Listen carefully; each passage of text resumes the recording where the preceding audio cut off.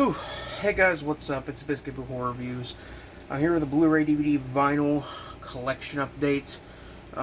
First one in like a month. It's been kind of a slow month, and also, you know, there's a pandemic going on at the moment. So, uh, yeah, let's just get into this. The decent amount of this stuff is stuff that I had purchased in the past month or so. Mainly stuff at FYE and a couple things I got off of eBay. So, yeah, starting off with some of the stuff I got off at FYE.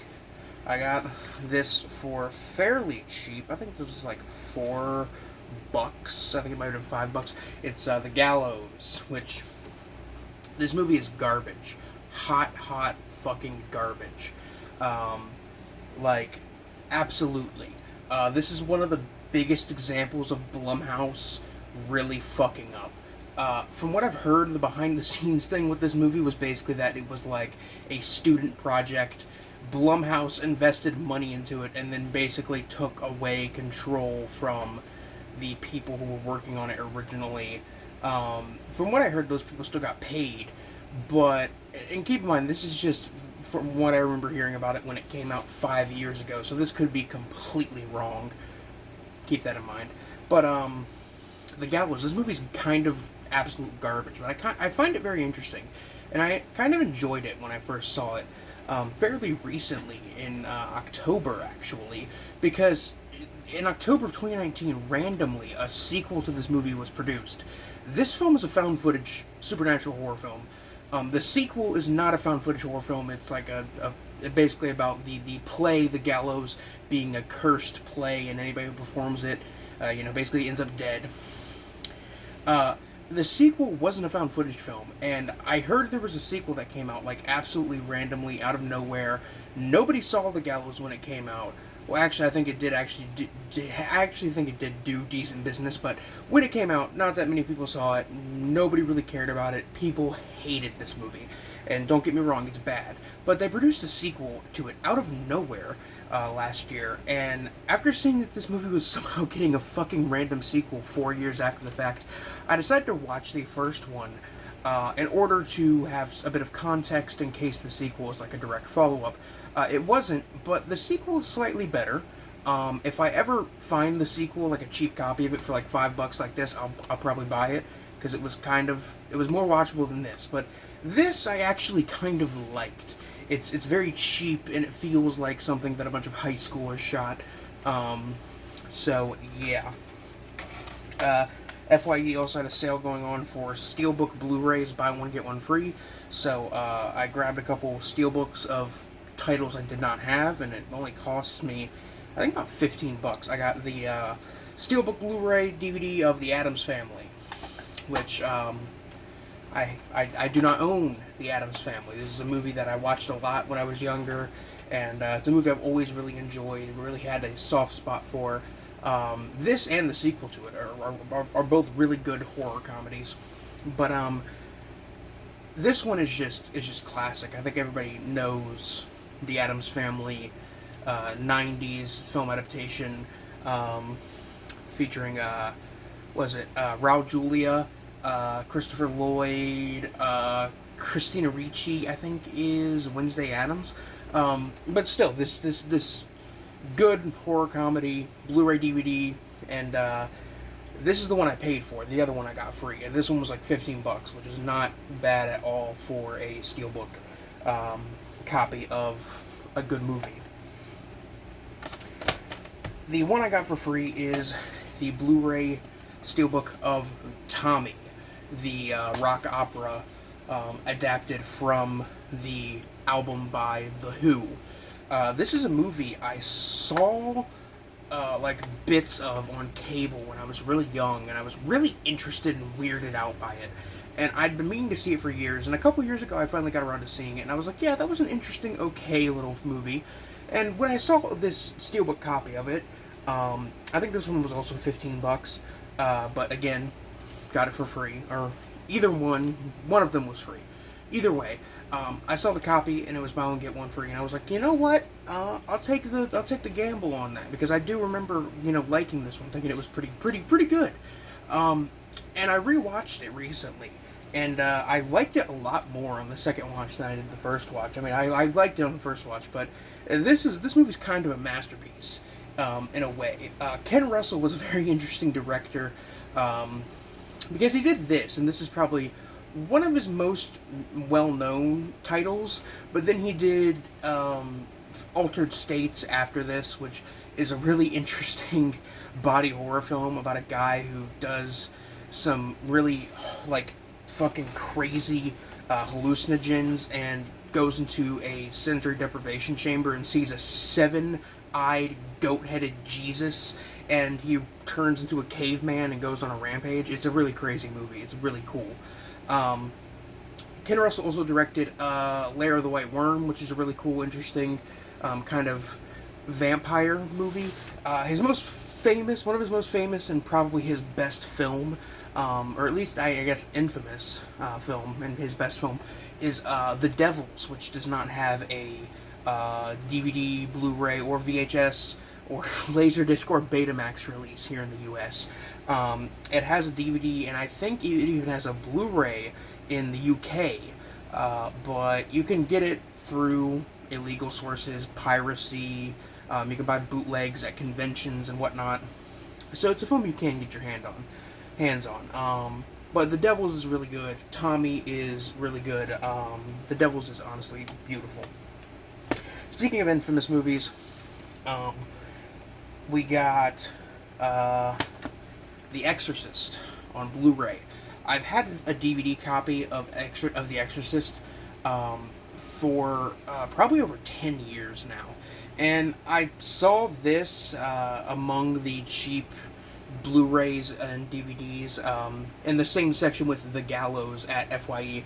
And I decided to grab it because, I mean, it's the Blu-ray The Exorcist. I've only had the DVD. I figured it'd be nice to upgrade considering it's a classic. This one I bought online because I was like, well, if I got the first Exorcist, upgraded to the first Exorcist, I may as well get the second one on Blu-ray because I don't own that one yet. And I got Exorcist 2: The Heretic on Blu-ray. This movie is kind of really bad, but I also honestly really like this movie. It's very, very interesting. The troubled production history, and it's like the way it tries to be a sequel to the original it just makes no sense. It's garbage. But I also think this movie is kind of underrated because people call this the worst horror sequel of all time, or one of the worst horror movies of all time.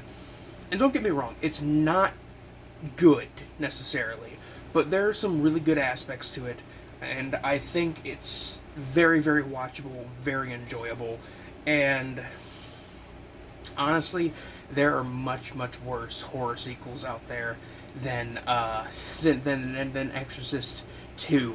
Very similar to my stance on The Hills Have Eyes Part 2. It's really not that bad. I mean, yes, it's bad, but it's not that bad. I know there's a Scream Factory Blu-ray. They put this one out on Blu-ray like last year, I think. But the Scream Factory Blu-ray is like, it was almost $30. This one I got off eBay for like, I think it was like $7 or $8, which is not bad at all. New copy off of eBay, but I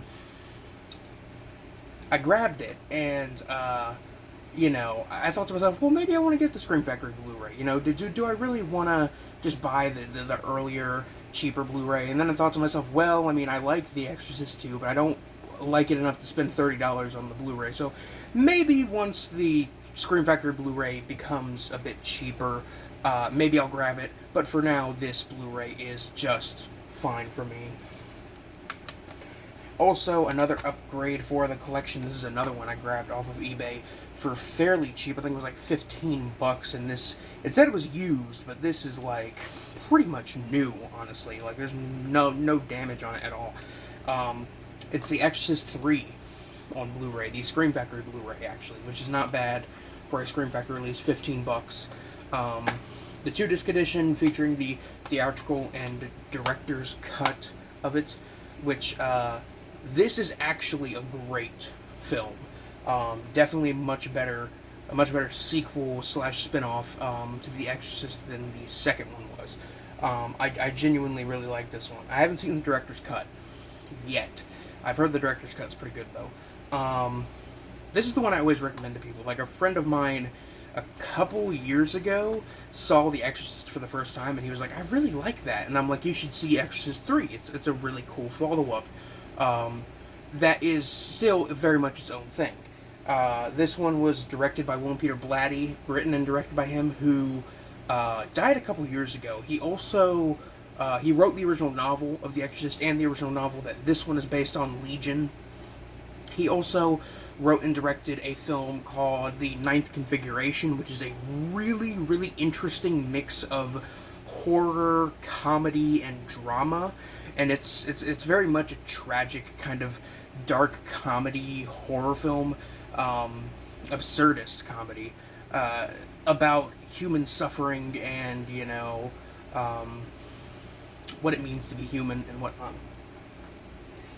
I figured while I was upgrading copies I have of classic horror movies, I'd also grab the Texas Chainsaw Massacre, which this one I grabbed on Amazon for like $10, which, to be completely honest, controversial opinion, but I'm not the biggest fan of the original Texas Chainsaw Massacre. It's a classic. It has its place in the history of horror cinema, cult cinema, and extreme cinema. Like, this is probably the best and earliest example of extreme horror out there.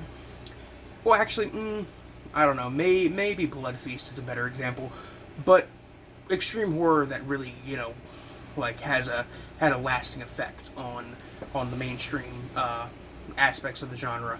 But yeah, Texas Chainsaw Massacre, the 40th edition Blu-ray.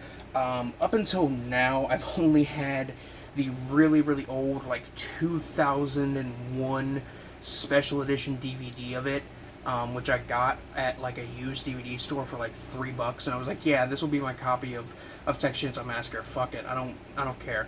But I figured I'd upgrade because, this is the 4K restoration, and that DVD I watched it, actually, a few months ago, on that old DVD, and it just does not look good at all. And also the aspect ratio is really, really fucky on it because it's made for old full screen TVs rather than a widescreen HD TV. So yeah, the Texas Chainsaw Massacre, Another one, grabbed this off of eBay for $15. Definitely one I've been meaning to upgrade since forever, because this is actually my favorite Texas Chainsaw Massacre movie, and I consider this to be the best of the series and the most interesting one in the series. It is Texas Chainsaw Massacre Part 2. Do I need to say anything? I mean, I had to say something about Texas Chainsaw Massacre because, that's a classic. That's something that's a film that, I have a controversial stance on, so I need to just kind of explain myself. But with this one, I mean, maybe it's controversial to say that this is the best of the series, and maybe it's controversial to say it's your favorite of the series, but I don't know. Personally, I've always really, really liked Texas Chainsaw Massacre 2. I remember catching it on cable when I was very, very young, and it really, really fucked with me. The main scenes I remember were the scene early on in the movie where the woman's eating chili and she finds a tooth in it, and the scene where Dennis Hopper breaks down a wooden wall and a bunch of blood and guts and organs and severed limbs just flow out of the wall. That's the other thing that I really remember about the movie when I saw it when I was younger. But I didn't see it since until I was probably about 13 or 14. I didn't see the original Texas Chainsaw Massacre until I was 16 years old. But absolutely adore this movie. Honestly, for me, this movie is perfect in every way. This movie to me is what the original is to everybody who really loves the original. But yeah, for the longest time, the only Texas Chainsaw Massacre film I owned on Blu-ray was the fourth one, the Next Generation, which is another one in the series that I really, really like for a lot of different reasons. But that's another one that is considered to be really, really bad, one of the worst horror sequels ever. And I mainly had it because I was like, oh, hell yeah, this is finally coming to Blu-ray. That's cool. So I pre-ordered the Blu-ray of that, but I didn't pre-order the Blu-ray this when this came out originally. And I love this one more than that one. It's weird, but yes, it says something about you as a horror fan if the only Texas Chainsaw Massacre film you've ever owned on Blu-ray is the fourth one where fucking Leatherface's brother is Matthew McConaughey with a robot leg, and he's the scariest thing about the movie instead of Leatherface. Also, Leatherface is like transgender for some reason. I don't know. And on to the last thing I purchased, which is a vinyl album. It is an album of a soundtrack to a movie that I really like. I have the soundtrack. I have the guy who did the soundtrack for this movie. I have his previous soundtrack collaboration with this director on vinyl as well. I'm talking about The Lighthouse. Fuck yes, The Lighthouse. This movie, oh, I love this movie. I love this soundtrack so goddamn much. And goddamn, Robert Eggers, can you just hurry and put another film into production? God damn it, I need it. I fucking need it. What can be said about this? Mark Corvin, who did the soundtrack to The Lighthouse and The Witch, is absolutely brilliant. And he produces soundtracks that are so haunting, so creepy, and unnerving to the point that I don't even want to listen to them casually because they're so uncomfortable. And that really says something about his work in the genre, you know. But yeah, that's it. That's all we got for this one. Whew. Anyway, guys, that's it for now. Stay safe out there, stay healthy.